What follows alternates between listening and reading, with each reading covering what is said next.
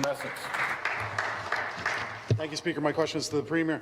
Speaker, recently the federal Liberal Finance Minister told a room full of Ontario Party faithful that the future of work in this country under his watch is to be precarious, part-time, temporary, without guarantees or without benefits. What a pep talk.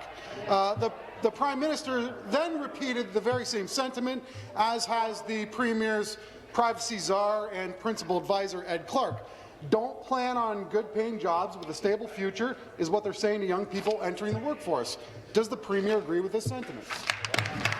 Mr. Speaker, you know, on this side of the House, what we are working on is actually working with businesses, working with communities to create those good-paying jobs, those well-paying jobs, Mr. Speaker. We're seeing investment 5%. In this province, whether it's in the auto sector, Mr. Speaker, whether it's in aerospace, whether it's agri-food, Mr. Speaker. We are seeing investments, expansion of businesses that is creating jobs.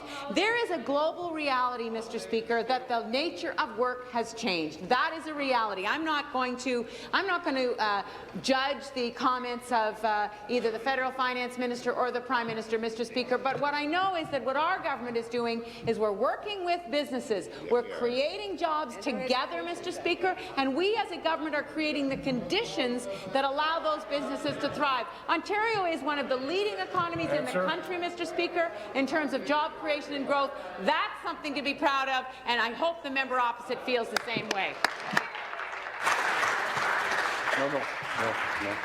The member from Durham and the member from Hamilton East Stony Creek come to order. Supplementary, please. Thank you, Speaker. Speaker, here's the reality. Youth unemployment has stayed at record highs, as high as 17% in some areas. Young people at the start of their working lives want to be able to afford and pay their bills, pay their rent, and they need relief from their student loans to be able to plan for their future. Does the Premier agree with her federal cousins and Ed Clark that young Ontarians should just get used to precarious employment? Minister of Economic Development and Growth. Minister of Economic Development and Growth. Mr. Speaker, what we agree with is the need to ensure that we're preparing Ontario's youth and Ontario's economy to take on a fiercely competitive, fast-disrupting global economy. We've got to do the work to get there because we have a responsibility, and so do the members opposite, to pass on an economy to the next generation. We can be proud to pass on to that next generation. Yes, we have a lot of work to do to get there, and we're determined to do that. Putting our head in the sand and pretending that the world isn't changing is going to do a disservice to every young boy and girl, man and woman in this province.